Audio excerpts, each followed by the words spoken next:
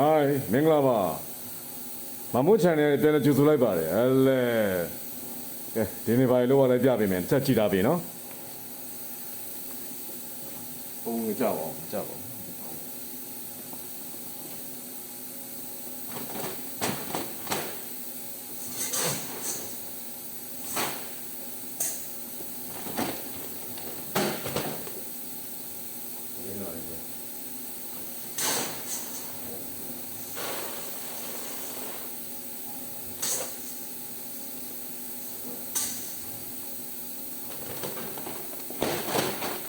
ဓာတ်နေဝယ်တယ်ကြီးတွေဝယ်တယ်တတုတွေဝယ်တယ်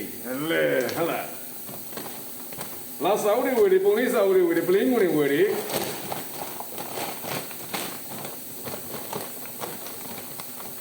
ရေကောင်းတွေဝယ်တယ်အစီအစံတွေဝယ်တယ်မြင်းမအောင်ပြန်ရင်အစီအစံရောင်းမှာအခုတည်းကျင့်လာတာအဲ့လေ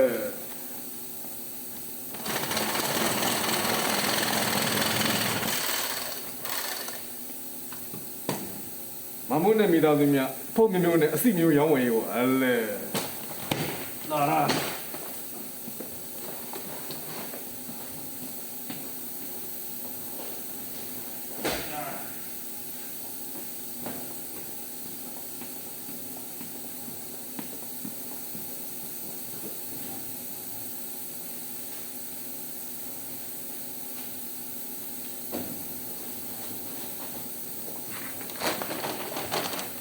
ဘာလို့လဲဆိုရင်ကျွန်တော်ဒီအိတ်လေးတွေကိုကျွန်တော်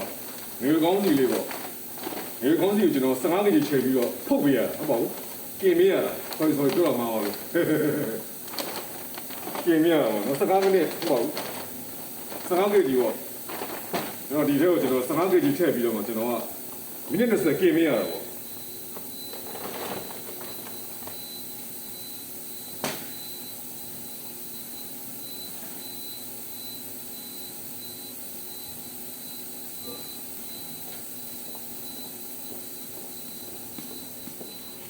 လာလေ